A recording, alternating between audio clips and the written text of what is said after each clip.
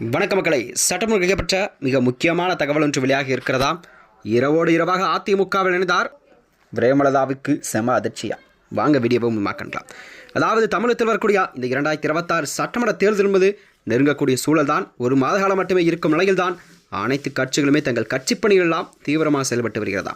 அந்த வகையில் தான் தமிழகத்தில் வரக்கூடிய 2026 சட்டமன்ற தேர்தல் அனைத்து கட்சிகளுக்குமே மிக முக்கியமான தேர்தலாக பார்க்கக்கூடிய சூழல் தான் தமிழகத்தில் அரசியல் களம் நிலவிக் கொண்டிருக்கிறதா. அதாவது தேமுதிகவின் ஒசூர் மாநகர மாவட்ட செயலாளர் ராமசாமியை கட்சி பொறுப்பிலிருந்து நீக்குவதாக பிரேமலதா விஜயகாந்த் அவர்கள் அறிவித்த சில மணி நேரங்களிலே அதிமுகவில் இணைந்தது அரசியல் வட்டாரத்திலே ஒரு பெரும் பரபரப்பை கிளப்பியிருக்கிறதா. அதாவது கட்சி ஒழுங்கு நடவடிக்கை காரணமாக கட்சியை விட்டு நீக்கப்பட்ட ராமசாமி அவர்கள் உடனடியாக ஒசூர் அதிமுக நிர்வாகிகளை நேரில் சந்தித்து தன்னை அக்கட்சியில் இணைத்துக் கொண்டாரா. அதாவது வரும் தேர்தலில் அதிமுகவின் வெற்றிக்காக நான் கண்டிப்பாக தீவிரமாக பாடுபடும் என்று அவர் உறுதியளித்த நிலையில்தான் தேமுதிக தலைமையானது இந்த நடவடிக்கை எடுத்த அதே நாளில் அவர் மாற்று முகாமிற்கு சென்றிருப்பது என்பது பிரேமலதா தரப்பிலே ஒரு பலத்த அதிர்ச்சியும் தந்திருக்கிறது. அதாவது தேமுதிகவிற்கு கண்டிப்பாக திமுகவுடன் கூட்டணி வைத்த நிலைதான் 10+1 அடிப்படையில் தொகுதி பங்கீடு ஒதுக்கீடு செய்யப்பட்டிருக்கிறது.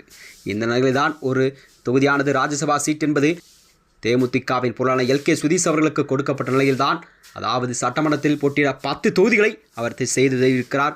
இந்த 10 தொகுதிகளை யாரை நிறுத்துவது என்பதுதான் ஒரு மிகப்பெரிய சவாலாக இருக்கும் நிலையில்தான் பார்க்கப்பட்டு வருகிறதா.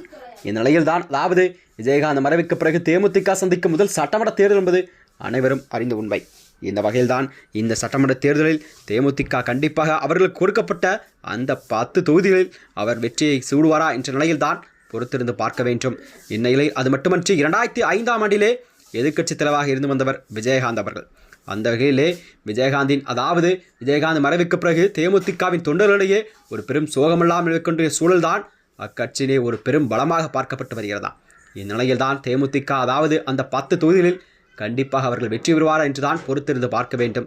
அது மட்டுமின்றி விஜயகாந்த் அவர்கள் முதல் முறையாக வெற்றி பெற்ற தொகுதியான விருதாச்சலம் தொகுதியில் அவருடைய மனைவியான பிரேமலதா விஜயகாந்த் அவர்கள் போட்டியிட என்றுதான் அரசியலிலே ஒரு பெரும் பரபரப்பை ஏற்படுத்தியிருக்கிறது. அது மட்டுமின்றி கடந்த 2026 நாடாளுமன்ற தேர்தலில் தோல்விற்ற பிரேமலதா விஜயகாந்தி மகனான விஜயபிரபாகரன் அவர்கள் மீண்டும் விருதுநகர் தொகுதியில் போட்டியிட என்பது அரசியலிலே ஒரு பெரும் எதிர்பார்ப்பெல்லாம் நிலவக்கூடிய சூழல் தான் உருவாகி இருக்கிறதா.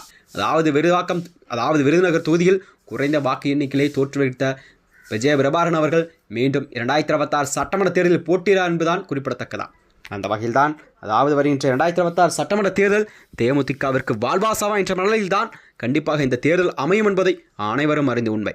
மேலும் இது போன்ற வீடியோக்களை தெரிந்து கொள்ள நமது சேனலை மறக்காமல் சப்ஸ்கிரைப் செய்து கொள்ளும். நன்றி, வணக்கம்.